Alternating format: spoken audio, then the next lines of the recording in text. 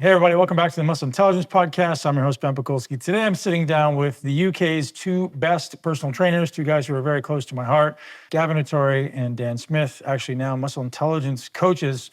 We're going to sit down and talk about their lives, their training, how they stay optimized every day. Both of them, I watch them work every day very, very hard to optimize the way they look, the way they feel, and the way they perform. And we're going to dive into that and our process at Muscle Intelligence and how we can now guarantee results for people and why I think in 10 years or less, obesity is going to be absolutely eradicated for all men around the world if you choose to.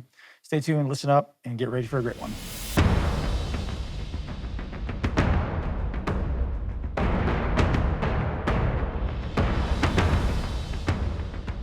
All right, boys, here we go. So grateful to have you guys here. We have so much fun together. Now we can share our dynamic with the world. So I flew all the way over to London just to sit here with you two guys and have a chat about what we have in the works. And just at breakfast this morning, we sat down talking about the paradigm of training in the world and how much it's changing. And the 80s and 90s and even the 2000s were filled of all these different class type like Zumba and all these different class type programs. And then, you got into the early 2000s and it was really focused on aerobics and everyone went to aerobic gyms. And then now we're getting into more like a muscle building focus and everyone sees the benefit of muscle. But there's another evolution coming, isn't there? There's this fully integrated model where, at least up to now, it seems as though most people have worked in silos, right? A personal trainer in the gym just did personal training. And then if you want a nutritionist, you had to go get a nutritionist. And there's a functional medicine practitioner, and then there's a physician, and then maybe you have a longevity doctor, and then maybe you have all these different siloed experts. And as we spoke about this morning at breakfast, obviously with the exclusion of anything medical, the future of performance coaches seems to be, and you guys could tell me if this is our sort of uniform opinion, an integrated model, an integrated person who's AI empowered, who's using artificial intelligence to sort of synthesize and integrate all the information while we then look at the individual. So the way I look at AI is it has all the information in the world, but it doesn't know you. There's nothing about you. It has all the info, but like, how do I apply that? Because context is everything. So what we do is we sort of act as that intermediary between all the information in the world, which is great, and then use, each of us has about 25 years of experience in like bridging the gap between the client and then all of the knowledge in the world. And you guys act as that incredible interface. And when I say you're the two best coaches in the UK, I don't think that's a stretch. That's an honest statement. And I feel incredibly blessed to be able to work with you guys every day. And when I can pass off a client to you guys, it's so easy to sell. I'm like, I don't even have to sell. I'm like, you guys, I go and I say, I'm 100% confident. If you do the work, these guys will get you there. So first, I want to say thank you. You guys have blown smoke up your butt. For being a remarkable coach, for inspiring me every day. And I remember when I hired Gav, I went home to my family and I said, this guy makes me better. And I was like, he's such a beautiful compliment because I'm really good at some stuff and I'm really bad at some stuff. And when Gav recommended you to come on, I was like, I know he's really smart. I know he's really good, but is he going to be a cultural fit? He's really, really quiet. But anyways, I don't want to blow too much smoke, but you guys are remarkable, man. So I'm grateful to have you here.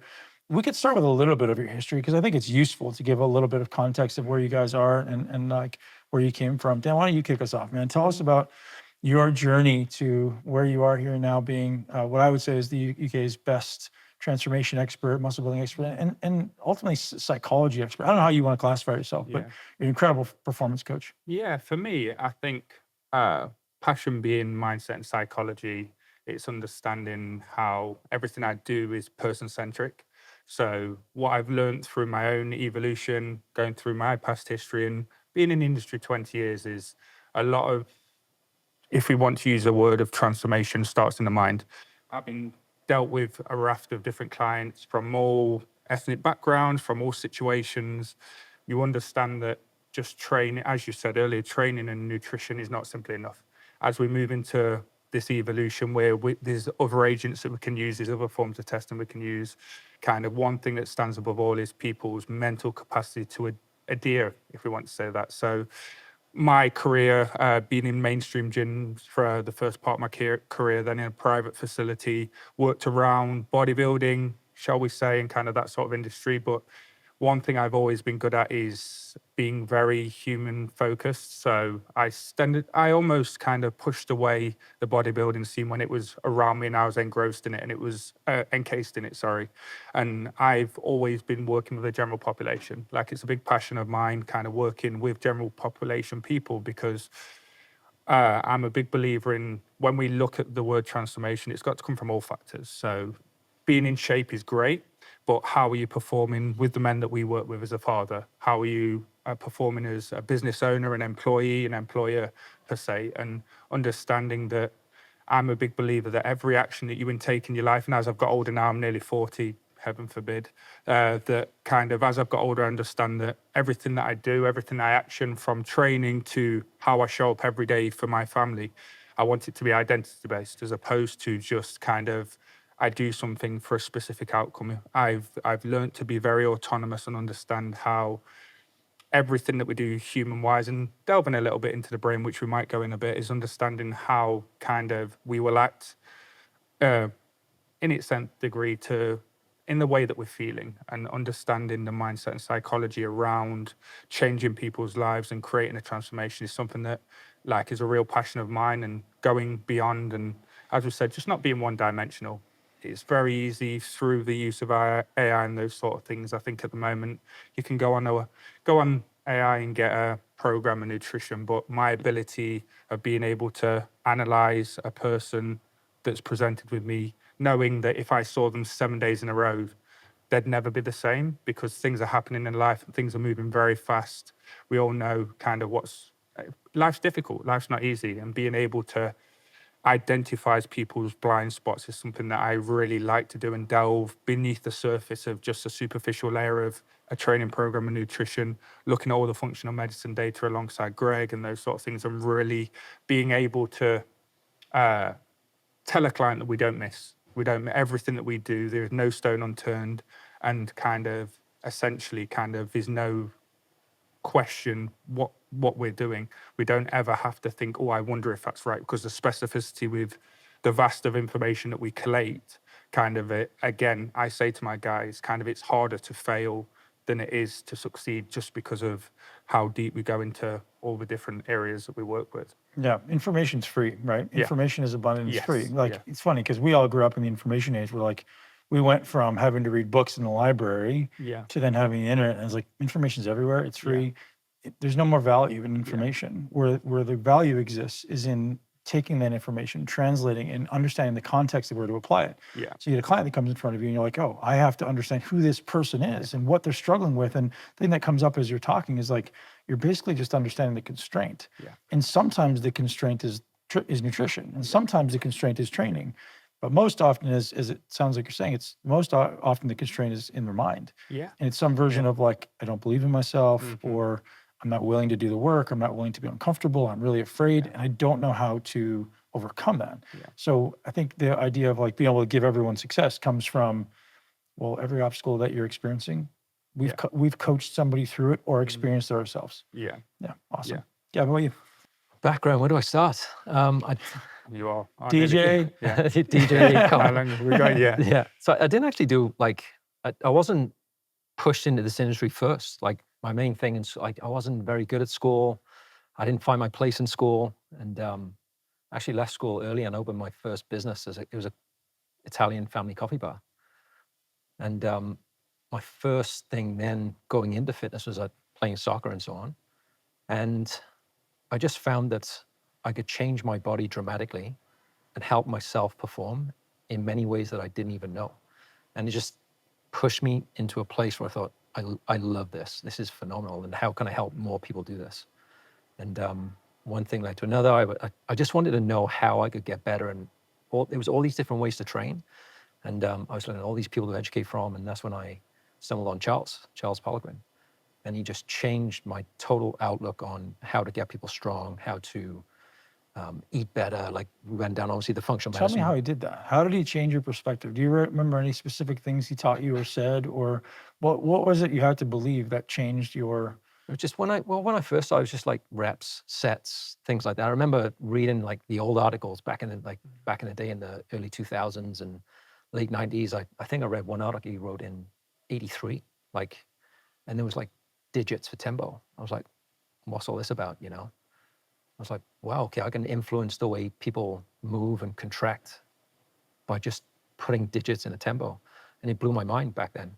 Before that, I was just like, move like classes, move, do circuits, just do more reps and reps and reps to lose body Which fat is stuff. amazingly useful for Gen Pop. Yeah, If you're just exactly. like an average dude and you sit on your butt all day, Yeah. move. If that's good for you and that's Yeah. all you've got time for, great. But if you want to start taking that step to the next level, like looking at these intricacies allows you to look at that person and see what they need now.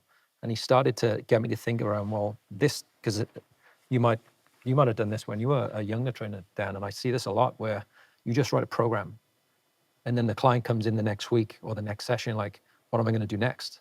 Like, you're not planning ahead and being methodical about, well, what is the goal we're actually trying to train for? Yeah. And the thing that blew my mind then was like, we looked at periodization. I was looking at the way, why is that? Why did he prescribe that set and rep sequence there? And then all of a sudden down the line here is totally different. I was like, there's some methodology to this, you know? And then obviously learning about periodization and things like that was like, whoa, okay, now we've got long-term objectives we can really set out for people. And then that led me to training athletes, training fighters and soccer or football players that we say in the UK. Don't call it I soccer, can't, I got to please. stop calling it soccer. We're in England now. I It's spent so football- much it's time in the US, football, I'm like it's soccer, it's just football. easy to say soccer. It is football. Football players as well. Yeah. And I agree it should be called football. Yeah. I'm like, Yes.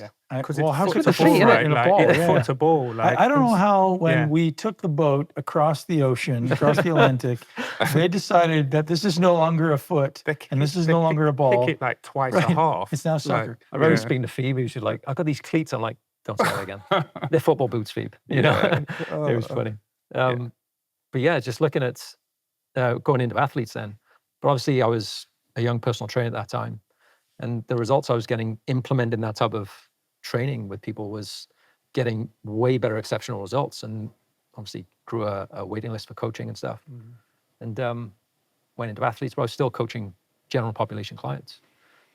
And the dynamic between the two was night and day. Because I was like, well, apart from football players, fighters, if I tell them to run through a brick wall, they'll be like, how many times? Let's go. It's easy. Yeah.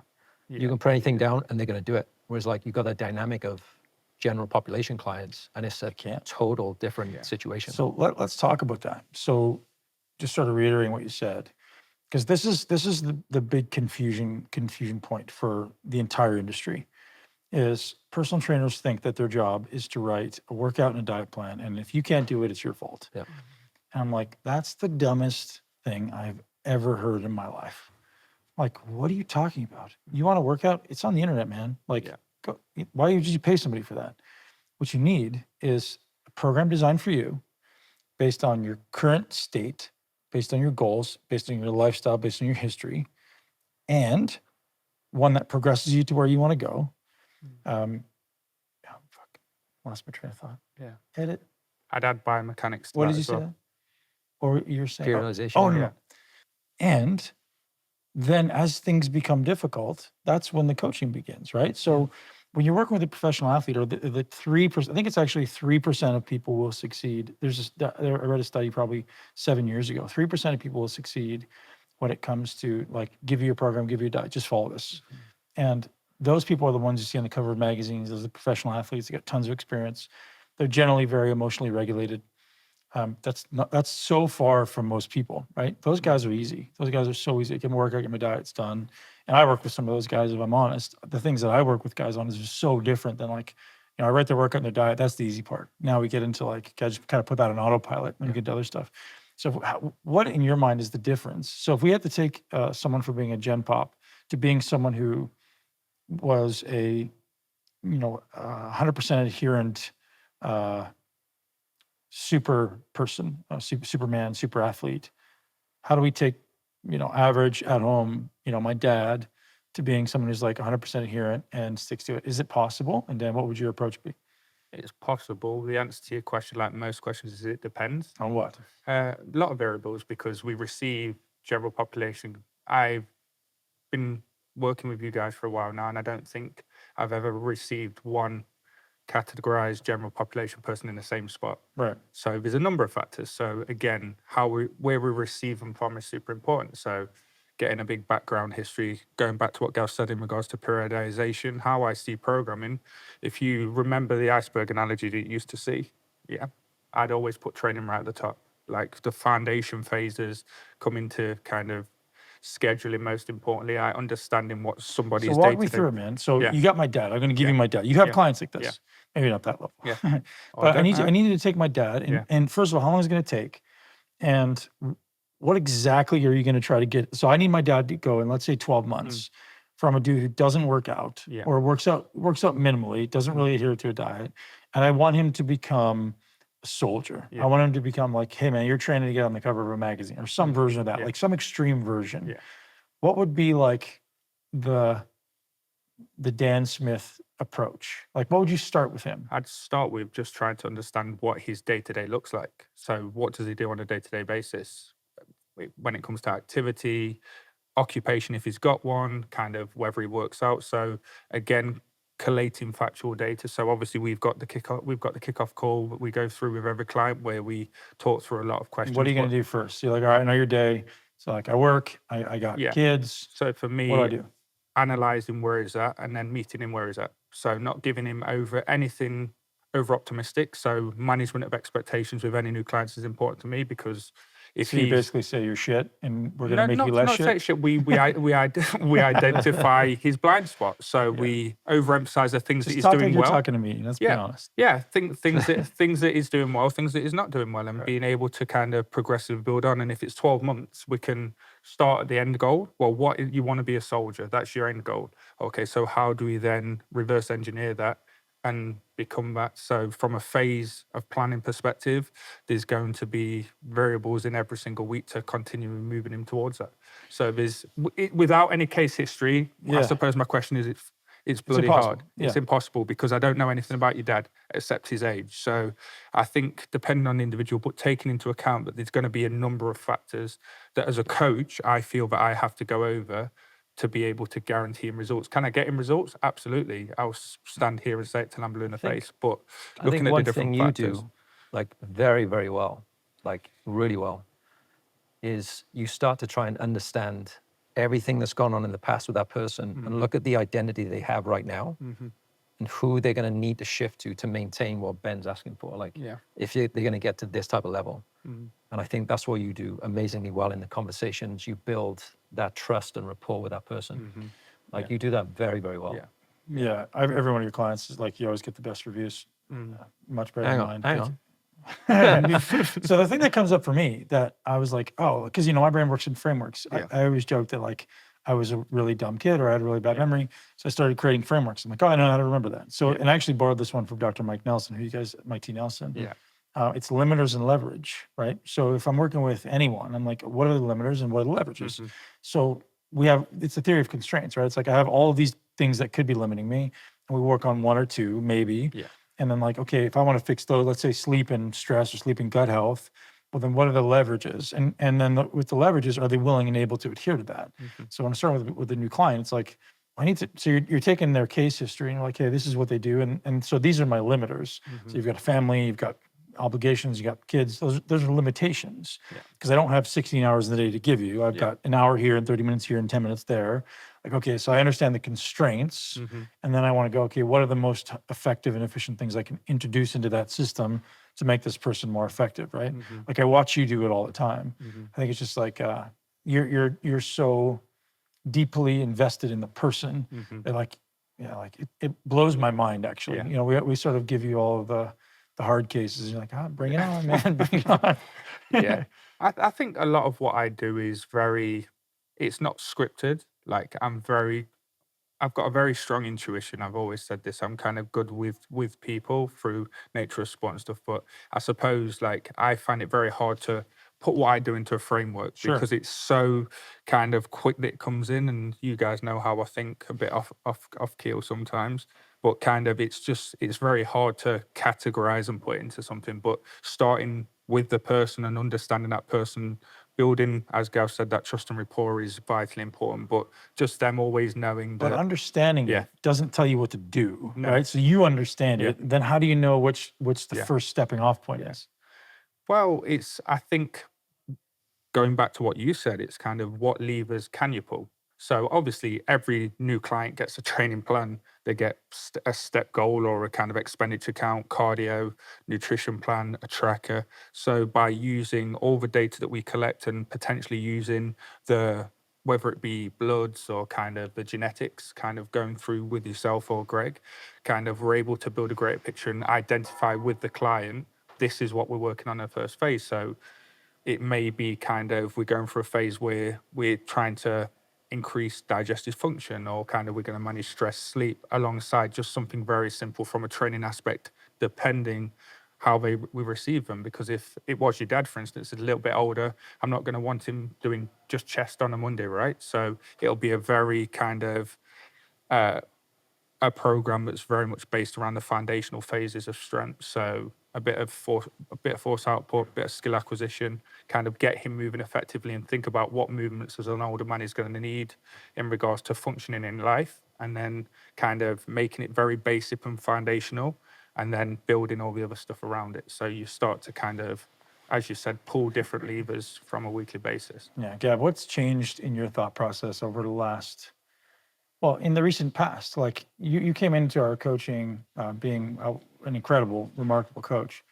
And I know you're learning constantly, you're growing constantly. What has changed in your approach that's been most impactful? I think most recently what we've done with the genetics has been hands down, like the game changer. Because you can sit, like, for example, when I'm writing, like back in the day when I'd write a program, it's like, I know A to B, we're doing this is the rep, this is the set. Obviously, we're taking the dynamics of the person involved in that as well, nutrition. Like now we got a specific blueprint on like, how much stress am I going to put on this person? Because you look at something like the COMT SNP that we could see in somebody, if they're a worrier or warrior, how slowly or sped up their metabolism is of that pathway. Like they might not be sleeping effectively based on what I'm doing with them. Right? What have they Meaning got? the thing you're stressing them with is exceeding what they can Exactly. tolerate. Yeah, Because they might have other stuff going on through the day. What's work stress going on? What's the life stress going on? Like this is why we unpack on the kickoff calls. Like, tell me about this. Like most of our coaching calls are never about reps and sets. No. It's like, what's going on at home? How's work going? Well, Do you know it's what I mean? almost like removing all the barriers that allow them to freely do the sets and the reps. Right? Exactly. Yeah, it's like the mental barriers, the physical barriers. Like we're trying to free them up. Because so many people come with so much baggage or anchors. I always say anchors. Like you got an anchor back there, man. We got to remove that because everyone's trying to go fast. I'm like, dude, take your foot off the gas, or excuse me, take your foot off the brake. Yeah, exactly. Yeah. And even at that point, just from the stress point of view, like for myself, like looking even at my genetics, it takes me longer to ramp myself up for training. Like I have a slower response for adrenaline, so it takes me longer to ramp myself up. But once it's there, it stays around well. But I can clear it pretty fast with the COMT pathway. So it's like, I need certain things with my training to really ramp those things up, or I take longer to do that.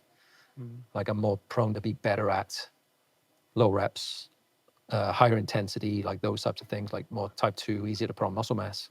But my cardiovascular, let's say endurance genetics, are like piss poor.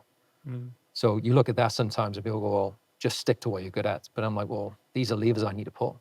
If I don't pull those, I'm going to sort of use it or lose it type of thing. So I'm going to be really shit at them. What do you need to pull? That's a good discussion. So, you're really good at strength. You're less good genetic. I want to say you're good genetically. You're a strength athlete. You're not great aerobically. So would you try to like balance out the genetics? Like I'm really bad at this. That means I need more of it, or should I just like? I would probably say bring them in to touch them, so you don't sort of lose. So if you're going to improve them, you need to test and see where it's you're going at. to take more work for you to improve, just a little bit more. So I might have to front end it, put a little bit more volume towards that. But then once I've built that base, it's like I might just need to touch it now and again just to keep that maintenance there, and then go back to my strengths. And then I need to cycle that type of stuff in. So mitochondrial health is going to play a part of that. That's going to help that. Like we're trying to paint the big picture of everybody. Yeah. I think it's like depends how important the factor is, right? So like if you have a poor VO2 max trainability, which is a gene, that's really important. So when like if you're good or bad at it, we're still going to train it, just maybe in different ways, different amounts. Especially from the like stress resilience point of view, like having your VO2 max at a good level, your endurance at a good level, you're going to typically tolerate stress a little bit better. Dan, what is stress resilience and how do we train it? And why would we want to train it? Well, if you look at kind of stress itself, if we looked at what is stress is necessary. I talk to my guys a lot about kind of how it's impossible to not live with stress. I think how I explain it to my guys is necessary stress and unnecessary stress. So we speak about it a lot in regards to the ability to control that arousal state, right?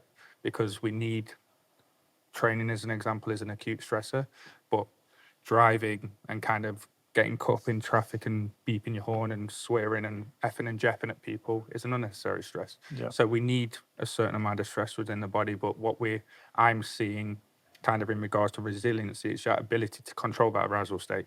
So in times where it's necessary, we need to be able to flee because it's a natural occurring thing. It's a sympathetic drive, but being able to teach my guys specifically kind of how to control that arousal state, when to be in a position of sympathetic dominance and when not. So what I find with a lot of people that come in to the service, they're very het up. They're stressed about absolutely everything, like work, life, family, money, training, how they feel about the body from a confidence perspective. So being able to identify how they build that stress resiliency through actions. So What is stress resiliency? So for me, it's how can we counteract stress, kind of breath work, kind of meditation, journaling, kind of just that ability to use this get into the parasympathetic nervous system as much as possible. Yeah, for me. so it's I think the really statement that hits home is like, we don't want less stress. No, we we just don't. want to be more tolerant. We want more, necessary greater ability stress. to Yeah, tolerate it. yeah. So that's resilience, right? Yeah. Like I love the construct of most men live their life with me-centered consciousness. Mm-hmm. I'm the most important person in the world. I do things for me. It's generally self-gratification. I'm searching things for myself. I worry about myself. And then many men will grow and evolve, and maybe they get married, maybe they have children, and then it grows into we-centered consciousness. So now instead of me being the most important person in the world, now my family or my children are the most important in the world. And what happens then is you have to become more resilient because you're going from this amount of stress, one person, to now multiple people. And now I need the stress resilience and the energy to sustain a small family or a big family. And then once we, learn to manage that, then we can grow global consciousness, right? Me-centered consciousness, we-centered consciousness, global-centered consciousness. So it's like I have enough energy for just me. Now I have enough energy and resilience for my family. So now I have enough energy and resilience to take on something bigger than just me, just my family, and now hopefully to give back to the entire world. And that's a really good way that I think about like the guys that I get to work with. It's like the guys who I get to work with, they're not in me-centered consciousness. They're not guys out there trying to like gratify themselves with alcohol and drugs and cheap women. They're not, many of them are in we-centered consciousness, like, hey man, I'm trying to build something here so that I can have enough energy for my family. And I think of energy as just as an exchange of money is an exchange of energy, right? So the more energy I have, then if I give extra energy to the world, if I give extra value to the world, then I can sort of pack some away for later in the form of money. And I could save that as a reserve.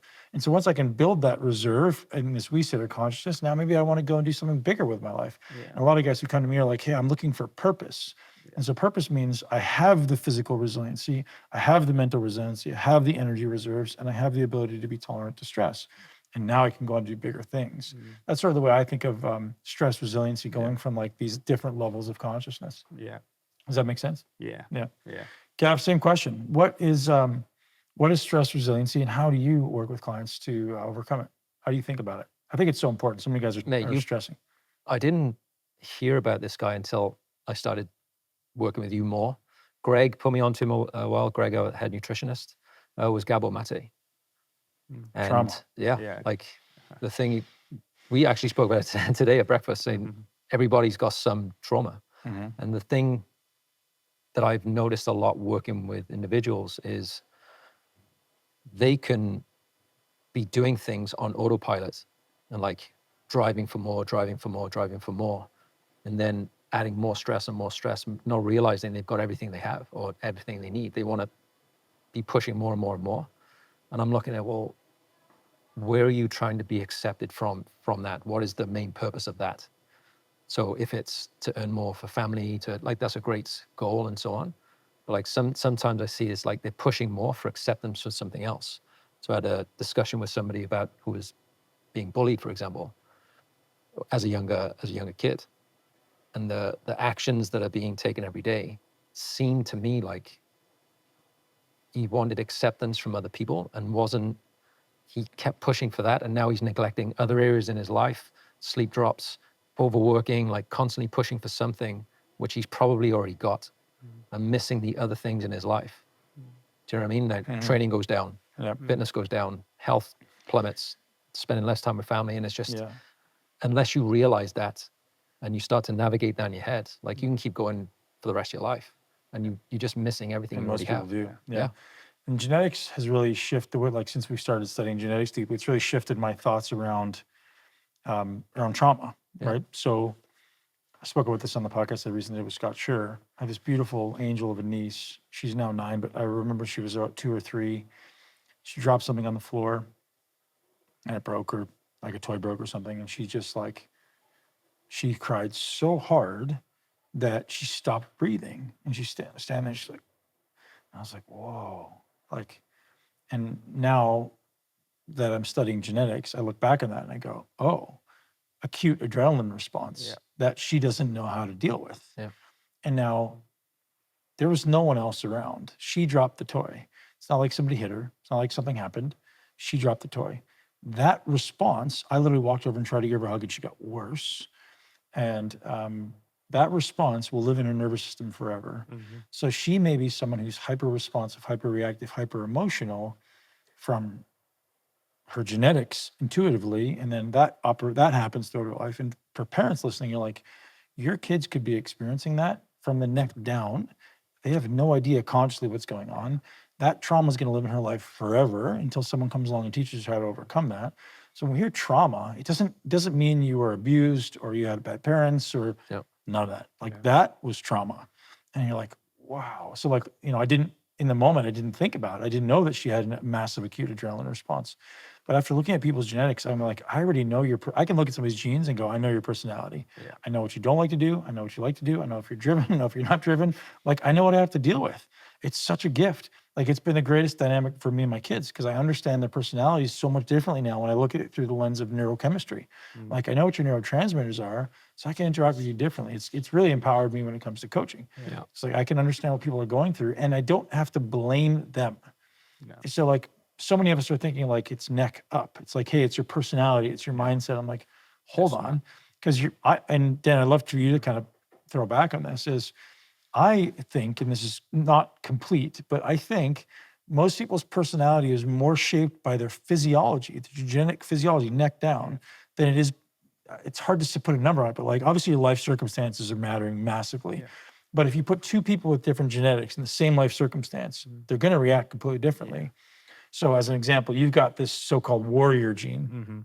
You're chilled out, you're relaxed all the time, right? It's the warrior gene. So you're going to be less reactive to stress. You're going to have lower adrenaline levels, probably completely different path and direction in life. And you're like, what's my personality? I'm like, is it, or is it your genetics? Yeah. So this comes back to this nature nurture thing. It's so fascinating. So I'd be curious to hear you navigate. Like, I know you're just getting into the genetic stuff now, but I'd be curious to hear how you navigate like seeing this person's like 3-part adrenaline response, the dopamine response, the serotonin, oxytocin response.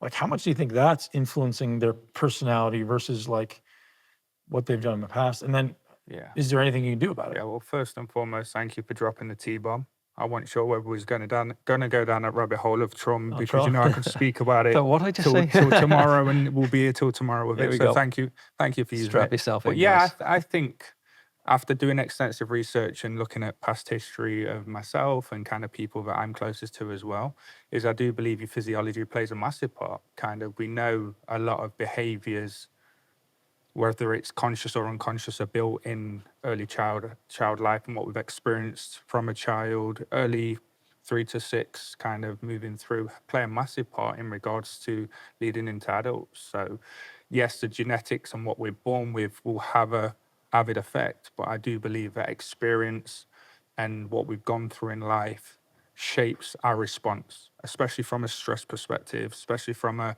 nervous system perspective. And it was interesting, obviously, listening to the podcast when you was talking about your niece, how I've been in situations where you see that response. It's not the overall kind of person that person is, but it's almost an unconscious response that's happening. Totally. And I think kind of physiology and understanding one's own physiology is the biggest linchpin to, if we want to use the word transformation, to change in your life. Because once you understand how, one, you're designed to be from your genetics, but two, how the things that you've experienced throughout life have shaped you into the person you are, I think that's a real skill. Because not always, again, I always say the word trauma is not good or it's not bad. Kind of even people that have been brought up in certain positive environments, there is going to be an element of trauma in regards to what they've not been exposed to and the, let's say, the darker side of life potentially.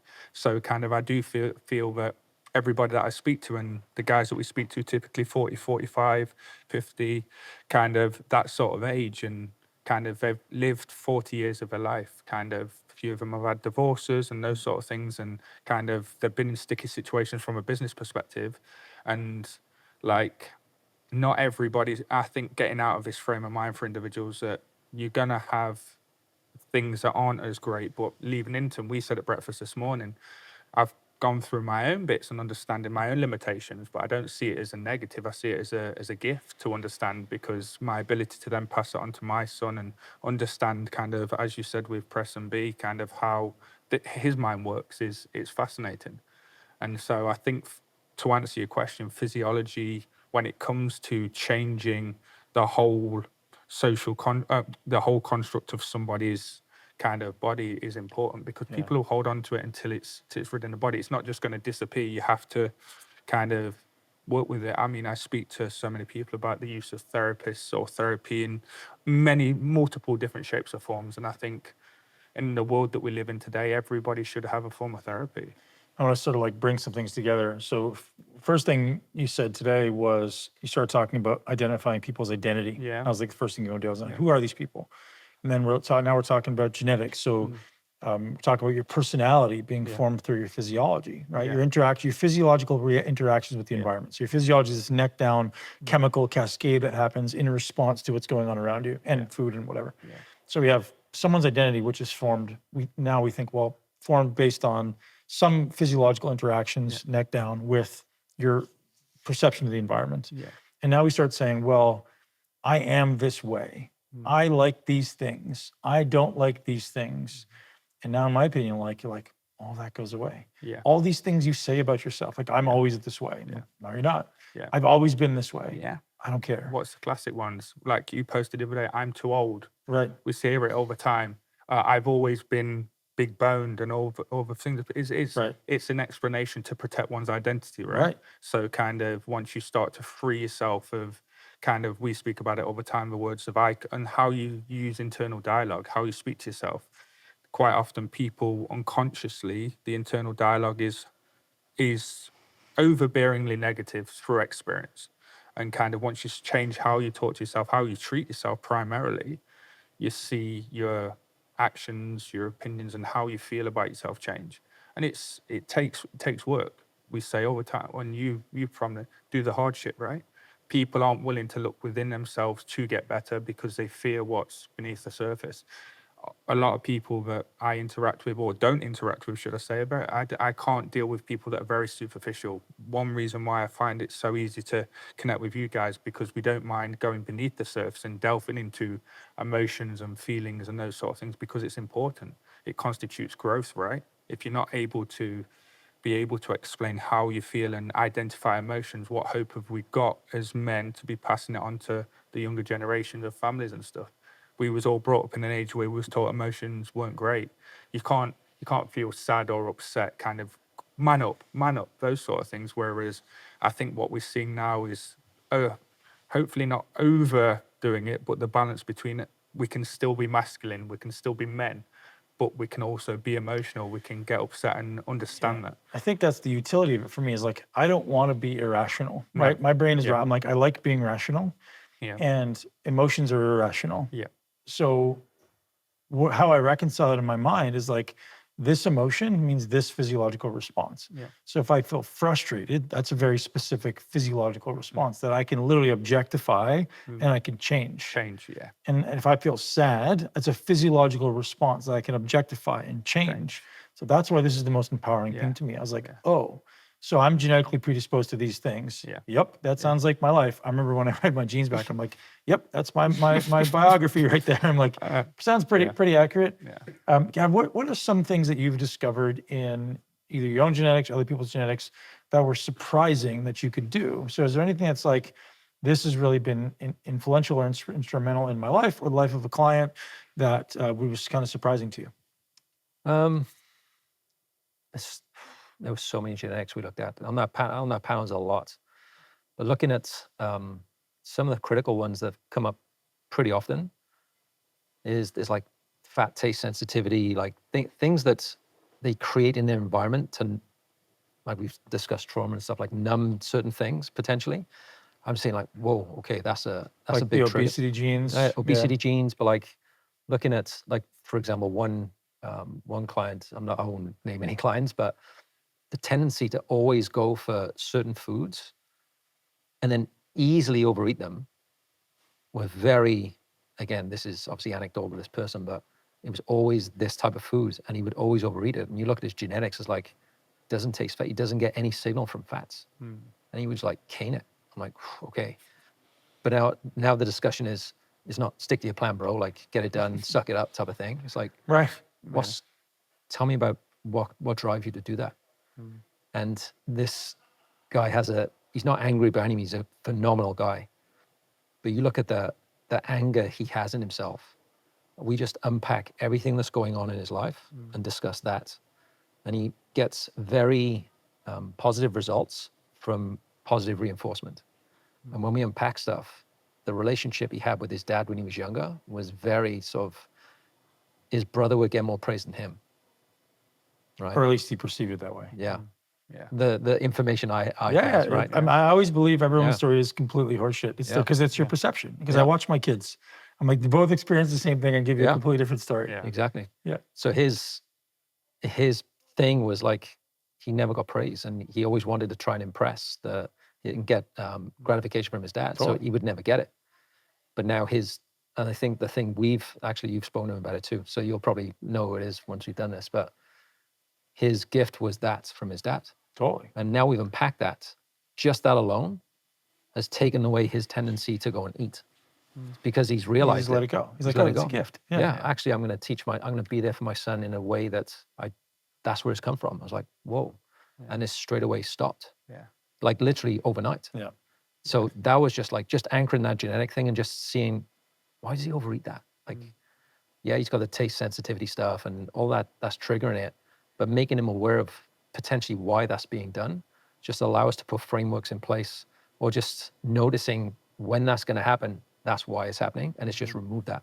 Yeah, that's sort of like a John D. Martini thing woven in there, isn't it? It's like everything in our life is just an event until we start putting meaning on it, and meaning is exaggerated by emotion. Yeah. And so we become these emotional, reactive beings to an event that had no meaning at all. We just put meaning on it.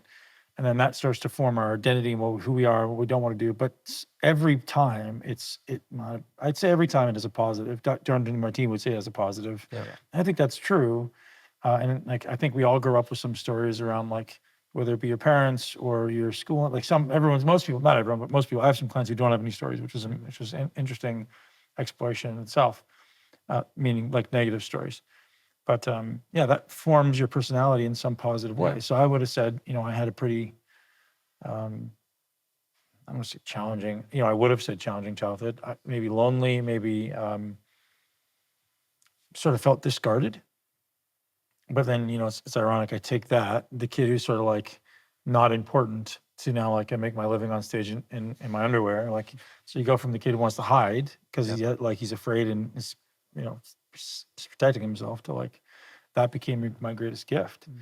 So I encourage everyone listening to just be like, hey, what stories am I telling myself? Because it's just a story. We talked about this morning. It's just a hat, right? Yeah. Try it on. You like this hat? No, change it. Change it. Yeah. And that's what I say. The fun thing about every situation, anybody listening to this, in any situation you find yourself, you have a choice.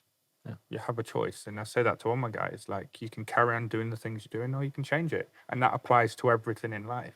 Once you understand that perception is pretty much everything and you have control over everything in your life, and hear me when I say everything, that gives you the power back because you get to choose. And I think humans and individuals nowadays, what I find is they often try to create certainty in uncertain situations.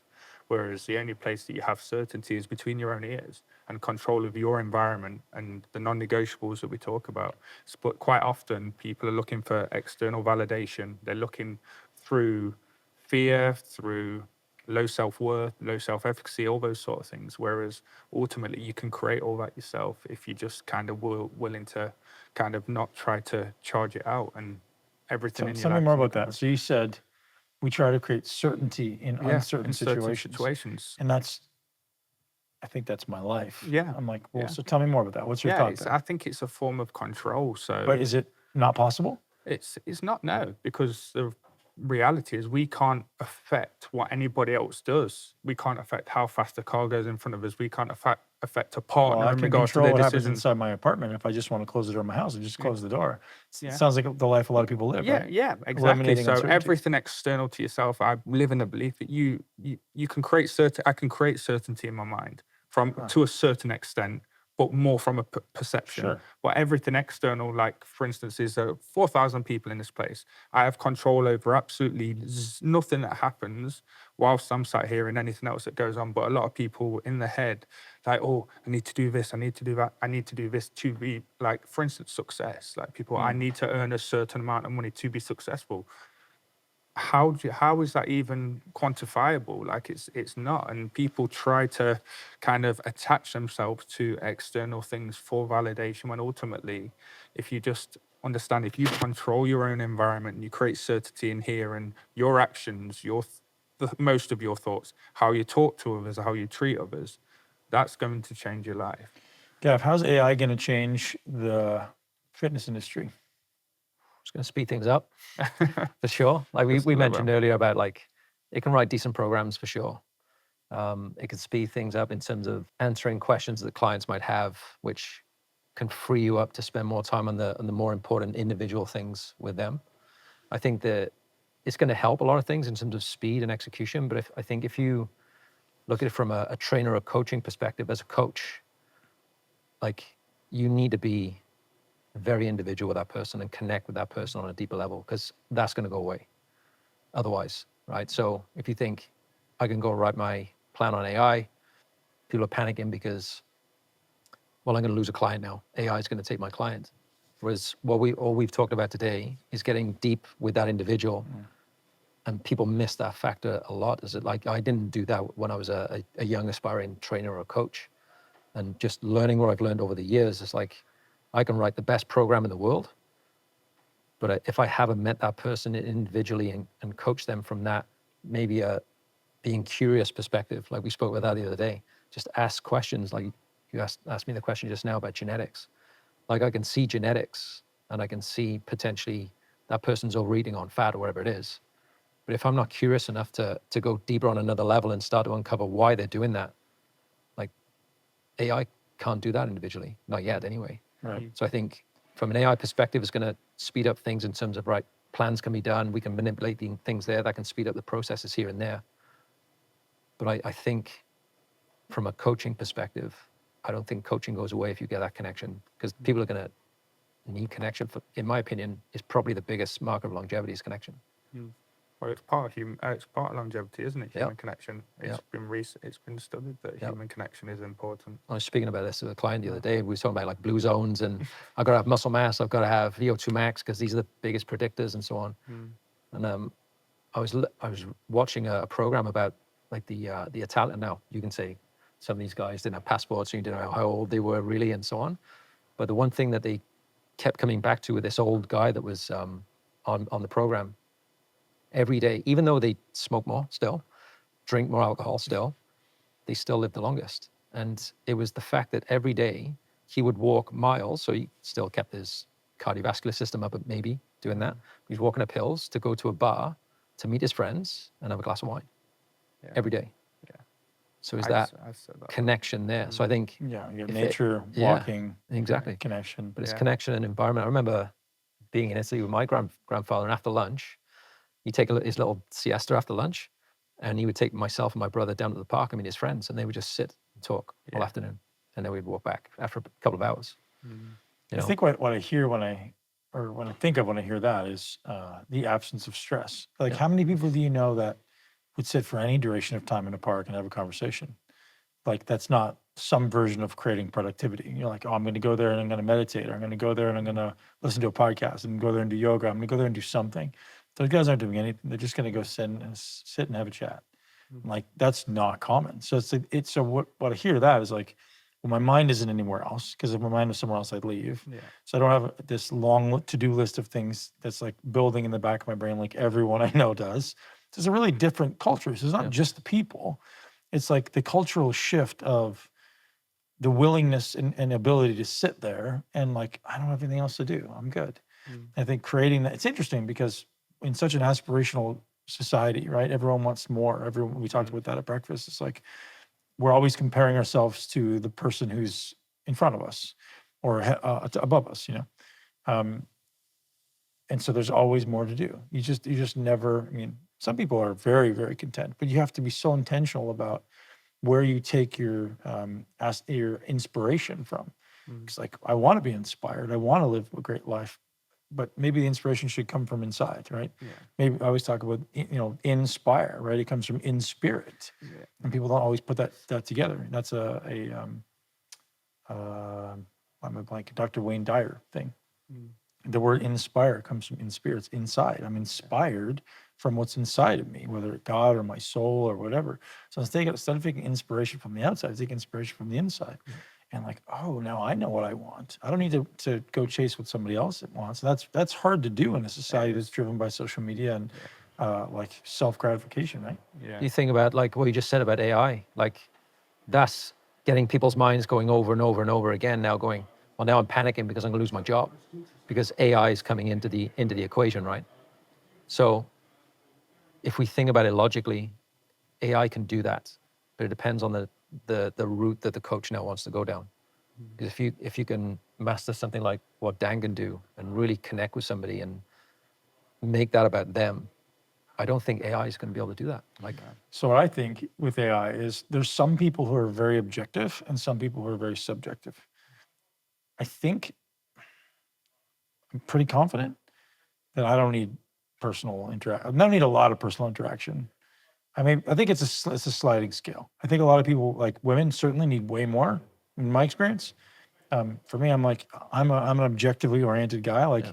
what's the point? What's the problem? Give me the information. Give me the action item. I got it.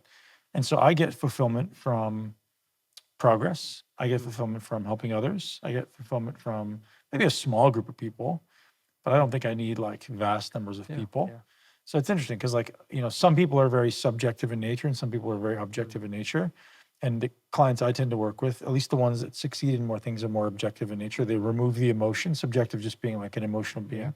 Objective is I set a goal, create a plan, I follow through. That's, I think, 3% of the population are super objective. Yeah. And everyone else is some other version of, then you get the people who are the other end who are like very subjective, all emotional, very intuitive. And everyone else is sort of some blend in the middle. I still like the fact that you've got a couple of coaches that you work with too. So if you're hiring a coach yourself, you're very objective. But I might be wrong in this, but you're probably going to them for experience and like Clarity. yeah, exactly. Speed this up for me. Exactly. Yeah. So I think that's where the AI thing is going to be great in terms of speeding things up in terms of objective stuff. But as a coach, I honestly think the future of coaching is going to be that. So here's something to push back on. You had something to say, but like just add sort of a question at you guys. So if you go into ChatGPT today and you write a workout like Ben Pakulski for this goal, knowing that this is my weak body part, and I have 45 minutes of training, and hit submit, it's pretty damn good. Pretty good. It's probably just send the MI40 document. Wouldn't it? Yeah, Here's well, the document. it's pretty Yeah. damn good. Yeah. There is still nuance that I think of there's still course. nuance you have to So change individually. here's the thing. The initial program is good. Yeah. who's going to know what to do when the shit stops working, Yeah. right? Or the shit hits the fan. Like AI doesn't know that, Yeah. right? That's the experience. That's the art. So what I think where I sort of was going is AI can replace the science, but it can't replace the art. It can't replace the human ingenuity, the human creativity, the intuition. It can't replace the knowing where to look. Like, hey, this is happening. What do I do now? Like, I'm not sure. Yeah. Yeah. Because you've got to take into account individualities as well, biomechanics, injury history, like all those sort of factors. And you might be able to put bits into ChatGPT and get it, but it doesn't beat the assessments that we do and being able to look at a video of somebody moving, both passive I and think active. that's pretty close to doing Like, that too. Yeah. Yeah. Yeah. And it's going to come, but kind of I just think that kind of it's the reality is it's going to get better and better and better. But the human side of it and just having somebody, and it might even get to the point where that's happening, but I just feel that if you build trust and rapport, humans forever and a day will still prefer to speak to another human. That's my guess. Like kind of. Would you? Yeah. Huh? Would you? Depends on the human, I think. Honest question. I'd rather speak to a human than I would a computer. Yeah. I've used ChatGPT and kind of asked me this same question 15 years ago. I'd have probably said no, but now kind of knowing the effects that humans can have, and again going from London. So here's a personal question: Is your No comment. personality trait mild aversion to humans? Is it a personality trait or is it a trauma response? Probably a bit of both. Probably a bit of both. So Kind of. would you say a personality trait is an expression of your physiology interacting with your history? Yes, I would say so. So it's some version of your physiology, your history, and your Yeah. trauma. Yeah. It's all three. It's a combination. So as I said, I wouldn't class myself as naturally introverted. Like I'm a taught extrovert for the nature of the industry, but I like nothing more than spending time with my dog, as you know that. So kind of, but yeah. He points at me and goes, Yeah. Like I wouldn't say I did say it before we came in here, but I'm not people's biggest fan. But I love doing what I do. I love people that, and again, I wouldn't say people in general. That's It's generalizing. just a generalization. It's, Yeah, yeah. I think as the you right quite people. rightly said, it's I think just the right people. yeah, the right people. I can, as you know, you can't shut me up. I'm the same. But I'm a guy that needs to be stimulated in regards to positive conversation. I couldn't sit here and have a nonchalant conversation. I don't mean that in a rude way. It's just it doesn't nourish me. And Sure. kind You want of to be around your people. I don't want to waste my breath. Like Yeah. I know it sounds weird. I just don't want to waste my breath, and I'd rather be in a room where I'm not the smartest and I can take inspiration from all different walks of life on how to be a better human, broad stroke, as opposed to just conversations that don't What serve does that mean, me. be a better human? Just looking at all facets of being a human. Obviously, I'm a father, a partner, a kind of a son, kind of an employee, kind of a colleague, a friend. Like I know that I have limitations because of how selfish I can be. I know I still in my own admission I have limitations in probably each one of those boxes. Man, we talk about that like it's a Yeah. bad thing. No, I think being selfish is the most important thing in the world. selfish, because again, I say this to a lot of my guys, you've got to be selfish because you've got to focus on yourself to be able to serve other people, right? And if we talk about being a patriarch of your family, you've got to breathe life into yourself before you can breathe life into others. But kind of, I'm just saying in regards to kind of, I don't know whether the word's better. Like better is very subjective, same as everything else. Better is a very subjective word, but I know that I could probably do more and show up more for the people that mean the most to me is probably where I'm at, kind of, because obviously the last 18 months I've probably not shown up as much as I'd like to, and probably people deserve, the people that are closest to me deserve. So it's not, I don't think it's a bad thing where I can improve. I just think it's that constant strive to be better, isn't it? And my theory on that is, since the advent of the internet, the breadth of really interesting things has just skyrocketed, Yeah. right? And you have exposure to everything you could possibly want. So everyone's preferences can be unbelievably nuanced. Like you can have interests in such specific nuanced things that that check every box for you. Like, I love this and I love this and I love this. So I've found who I am and what I love to such a narrow, isolated way to have something else come into my life that's not as interesting as this, that's not as rewarding or as fulfilling as this. It's literally taking away from the things that I want to do most to go do something else. Whereas prior to the internet, most people were sort of like, I don't really know what I love. I don't have access to every piece of information since the beginning of time.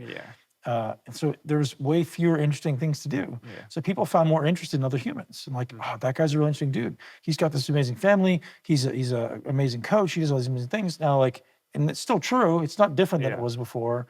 But it's not like, but there's so many more things that I get to like occupy my time with that are so unbelievably interesting that time seems to be spread more thin. I don't think it's a bad thing. It's just sort of like a cyclical thing that we're going through. I think at some point people will be like, all right, I've kind of maybe information will become more prevalent. You know, there's probably going to be, it's crazy to think of, but probably within 10 years, we're going to have the ability to have a chip in our head that just puts, like, you're going to have the internet in your head. Like, yeah, I can just look this thing up and I don't need to go like, that's not far away. Matrix is coming. Well, man, people already have these things, you know? So I was like, so I think about like, cause like, I'm so close already to like downloading information into my head. Cause like I'm taking nootropics, training my brain really well. And now when I look at something, it's like I can snapshot that with my brain. It's downloaded into my head. Maybe it takes 10 minutes or maybe it takes an hour, but the time from 5 years ago or 10 years ago is getting shorter and shorter and shorter. Eventually it's like, yep, got that, next. So at some point you have all the information in your brain. Now you're looking for something different. Like, I don't need information anymore. All the things I could possibly want are there. So what am I looking for? Connection, fulfillment, purpose, not sure. We have to think about that. Gav, getting into like the nitty gritty here of like, I want to be super actionable. You've dived into peptides a lot in the last probably couple of years, not just a few months, but certainly a couple of years. What protocol are you using or using with a client that has been the most impactful for you? Well, the BPC sorted my bicep tendon issue out. That was phenomenal. How'd you do that? Into the bicep or the protocol and the peptides? All of it. Peptides. Well, I didn't know how I injured the bicep. It was weird. We were in Costa Rica, and it was just before Costa Rica. I just from the trees. Swinging from the trees. Mushrooms and trees. Trying to climb off the waterfall, probably. But I literally couldn't do a bicep curl. Like, it was painful. I could potentially train in this position, but I was like, might just be weak. I might be. I was weak. But it was months. Like, I couldn't curl anything. And I love training arms. It's one of my favorite body parts. I can train all day. Well, Pecs and arms every day. And I actually contacted you. We were in Tampa at the time. I was like, have you got any BPC? You didn't have any at the time. It was like too late to order in. So I ordered some when I got back. And I think I did 5 milligrams a day injected into site. Into the muscle or into the skin? Into subcutaneous, into the skin. 5 milligrams for 5 days. And then I did 2 for the next 3 days. And I was just 1 milligram a day. And literally within just after 2 weeks, I was like gone, like training, no problem. So that was like perfect for me. But the biggest thing for me, the biggest thing in terms of a lot of clients that come to see us, the first thing I try and unpack and metabolically is mitochondrial function. Like the protocol, like I've seen from yourself and just doing a few bits just to optimize mitochondria, energy metabolism, like those things. I think if we can impact that for a lot of people, especially like things like fat loss, and I honestly think fat loss won't be a thing in 5 to 10 years with the way things are going with peptides and the GLPs and totally. If it's just a factor of controlling what people put in their mouth, it's done. I think there's strategies you'll need to have in, because you'll still get people taking GLPs and they're going to lose weight and inflammation's going to drop and health markers will improve. But the long-term effect of that, if they're not strength training, if they're not having the right food environment built in whilst they're doing that for long-term, I think it's going to be a disaster. So I think there's that component to it too. But if they can control that and keep muscle and do all those things. So what are you doing when you say mitochondrial protocols? What do you like? Making sure all of from a supplementation standpoint and nutrient from food standpoint is there. So all of the B vitamins are in place and CoQ10 and all those things that allow the electron transport chain to function. Well, we've done some testing with, like, for example, we have one client. he was doing he was going through some fat loss, and I'm very like, you know, data guy. I'm like, I can predict pretty much how much body fat you're going to lose in a specific period of time, and it just wasn't happening. And this guy was eating everything we wanted to eat. He was training everything that we wanted him to train, and it was just slow. It was like, so I got Greg to send him Organic acid. yeah, organic acid, and he was producing way too much lactate. He just couldn't get fat into the cell. Ah, was he overweight? Nope. Diabetic? Nope. Interesting. Yeah. So we pulled carbohydrates, because obviously there was still carbohydrates in his diet. I think people can still eat carbohydrates and lose body fat. But looking at that test, I was like, right, he's not metabolically flexible. So we pulled the carbohydrates down, and literally within 24 hours, he's like, Gab, I can't drive my car. Oh, it's Dave. Dave, I can't drive my car. And I was like, and Greg's like, Greg, you can imagine Greg, he's panicking. He's like, give us some carbs, give us some carbs. I'm like, no. I was like, Dave, don't go anywhere. Sit this out for a few days. He's like, what do you mean? I was like, just trust me, like, just Yeah, you chill. gotta shift. You got to shift it. So we just dropped the volume of training he was doing dramatically, like low rep strength training, lots of zone 2 work, carnitine, vitamin C was going in to help start shuttle. So that's something ChatGPT can't do. Exactly right. You're gonna be okay. Yeah. I got It's you. gonna be fine. Yeah. Just do You're this. safe. Don't drive the car. Don't drive the, get your wife to drive you everywhere, type of thing. Now Tesla might be able to do that. There we go. Invest in Tesla. Yeah, we did that for literally by the end of the week. He was like, my energy's through the roof, like literally within a week. Yeah. And the prediction on body fat loss was just exactly where I expected it to be. And then eventually within a few months, we started titrating carbs back up. Perfect, no problem. Performance started to go up. Energy was good. No fluctuations in energy. Okay, top him up again. And I think we then had him on like 300 So grams of carbs a day. can you explain what's going on there? So his lactate was elevated. What do you know about what's going on there? So if he's producing lactate, it's the way my mind works. There's a backup of energy. So if he's bringing carbs into the cell, there's certain points of that where you need transfer and you need ATP made. So at that point, the byproduct, once that gets backed up and you can't get any more into the cell through carbohydrate metabolism, the energy product there is lactate. Your body starts to produce too much lactate because it can't be shuttled through to create ATP. And for him, he can't get fats in the cell. He was inefficient at doing that. Resistance of the cell, wherever it may be. But all we've got to do now is allow him to buffer lactate so he could start utilizing that very, very well. So zone 2 work and things like that can help you buffer lactate very, very well. Sodium bicarbonate. Did you give him sodium bicarbonate? Yeah, you did that. But if I keep giving him more carbohydrates, I'm just still shuttling him through that pathway to try and just force it through. It's just not going to happen. Drives more lactate. Yeah. So he just producing more lactate. So we pulled that down, allowed everything to start shuttling through, and the carbohydrates started getting used. We were still doing strength training. We were still using glycogen and all that stuff in the strength work. But the training really evolved around trying to get more fats into the cell and getting that efficient. So that was what we did with him, really. So we just started to manipulate that in a way where he was able to function, his energy was going up, and then eventually we started getting his cell mitochondria to work effectively with activity as well, for sure. But yeah, we had him on 300 grams of carbs a day eventually, and he's just like, he started getting bigger, he lost body fat, he was fantastic. Changed his life. Dan, I've seen you produce world-class body transformations repeatedly with basically every client I've ever seen you work with.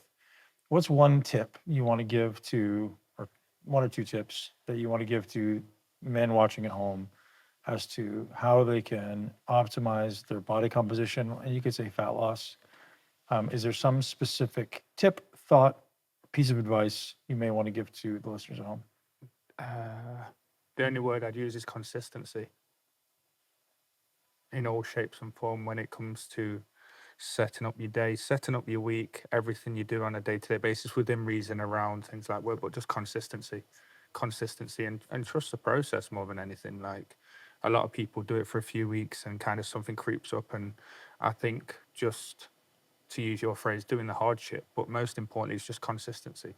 The reason why I get such good results is because I teach my guy, I understand my guys, I understand what their day looks like. I create a nutrition and training program that fits into their life. And then I just say, right, just give me consistency. Everything we action, just kind of action. I'd say one other thing to that though. You tell them consistency, yes, but consistency in communication with you. Oh, communication, yeah.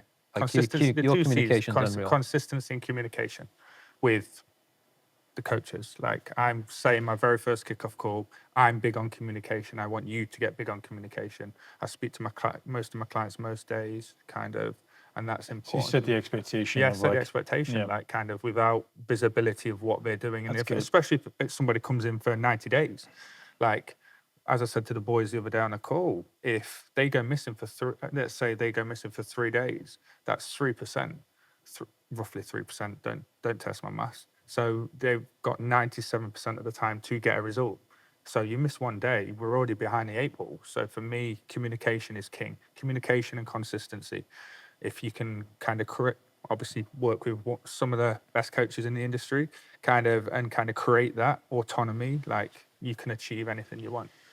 Yeah. And so my framework for that is you have to do, right? Yeah, do. Simply do consistently. Yeah. And people are like, well, I suck. That's the point. No. You're supposed to suck. Yeah. And But they the also way, believe they suck. yeah, Like, but and great. quite often they don't suck. But Like, I think starting from the construct of Yeah. you suck, Yeah. good. Yeah. Like I suck. Yeah. And I'm okay with that. Yeah. Like you're not supposed to be good. Mhm. But when you do something consistently, what you do is you get feedback. Yeah. So you close the feedback loop, right? Mhm. So if I did an exercise once a week and I had to send you one video a week and I just did one per week, it would take me a very long time to change. Yeah. If I do it every day, the time gets condensed exponentially. It's not just like linear. So closing that feedback loop just by like the more consistently you do something, the more you get your own feedback or the more you get your feedback in this case. And then you start to be like, oh, this time felt like this. Mhm. This time I could do better. Now I can do a little bit more effectively. Then I could do a little bit harder. So like by being consistent, you get your own feedback loop that shortens. Because the worst thing in the world is a feedback loop that's very long. Yeah. Like if I do something and it takes me a month before I get feedback, you're not going to succeed. So we're trying to shorten that feedback loop. And I think that's a really important construct for people is like, I said this to somebody recently, I didn't know who it was. Oh, I remember who it was. I'm not going to say who it was. I was like, said his name, like, hey, you suck and accept it. And it's good. Yeah. Like you have to be okay with that. Yeah. Because people like, first guy sometimes like the shock factor. He's like, I was like, yeah. And I'm completely okay with that. Yeah. Like, I think if we go down the psychology just quickly, like I've always said that when somebody comes to see me, I say to them, kind of, if we were stood in a room and you was naked in front of a mirror, how would you describe yourself? Use 5 words to describe yourself. And what do they use? Horrible, disgusting. They use negative superlatives. First right? conversation with Greg. No, and I don't say this to every client, but I've had these conversations before, but they use negative superlatives. I'm horrible, I'm disgusting. And my response to that is, you're just fat. You're just fat. And I again, being honest with people. Objective. Yeah, you're just fat. Like, you're not disgusting. You're just carrying a layer of body fat that we will get off. We will get off. Listen to what I say. We will get off. That removes the emotion. So it removes the emotion, and then so you're not disgusting, you're not horrible, but people almost internalize these thoughts about themselves and they take them in and feel them. But it's going to impair any sort of action because their internal dialogue mechanisms are all off. So kind of the reality is, I'm very straight speaking, a bit like yourself. You're just fat, and people say, "Oh, you can't say that," but I'm not. It's not derogatory. It's not. I'm not trying to offend. It's objective. Yeah, it's objective, and I think that's important. Is people are very easily offended nowadays. You guys know. I speak. We just don't live in that world. Yeah, man. I speak very straight, and I'd probably be cancelled if I was part of the social media crowd a million times. But I'm okay with that because one thing you will always get with myself and the coach is honesty. And everybody it's not emotional, is it? It's just like, man, I think where calling somebody fat becomes offensive is when there's an emotional charge behind it. Yeah. I'm like, I'm trying to put you down. I'm like, I'm not trying to put you down. I'm just trying to be objective. Yeah. And if we think of fat as just stored energy, and stored It's energy exactly being like, hey man, we're just trying to move through what it. is fat? It's stored energy, right? Your fat is stored energy, and the reality is it's not negative or it's not offensive. But we are, I'm not, but we are as a kind of society very easily offended nowadays, right? Gav, you've become the quad training master over the last few years. What's one tip you want to give the audience about how to build their quads? Oof, Jesus, stability. Where? What does that mean? Stability in the hips, the torso is probably the main. Maybe the feet too, is the main thing I've worked on a lot to help my leg training. Like my legs. How do you work on stability, and how did you improve it? So it's more so like skill acquisition is going to be part of it too. So learning how to coordinate let's say, for example, it's a squat. Looking at how to coordinate all of the joints, all of the muscles in sequence that are going to perform this part of the squat. Maybe selecting the right squat exercise for that individual as well. But what I see is a lot of the stability and shifting around, and the people that are trying to grow their legs, for example, there's other things going on that's taking the emphasis away from the muscle they're trying to target. So when I look at somebody exercise, let's say it is their quads, I'm trying to remove all of the instability that's going on so they can get as optimal drive out of those legs as possible and the target muscle as possible. Transfer of force. Yeah, exactly. And I find there's obviously discrepancies in a lot of people with feet, for example. Working with someone right now, we've got a navicular issue in his foot. He doesn't pronate very well. Well, his ability to grow his legs is going to be less force going through that foot to drive up. Because the brain will turn it off. Yeah, exactly. So things like that are going to be part of it. And a lot of hips that people sat down a lot, like I know we're sat down today, but people's hips just don't function very well.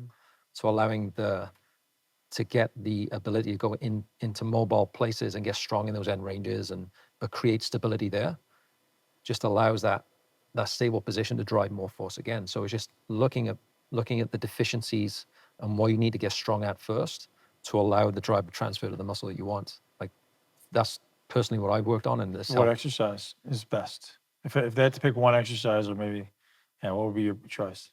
For output? Build their quads. It's a trick question, man. Yeah, I know it is. He's That's a trick question. But I'd say a machine would probably be the best thing to just remove the instability factor out.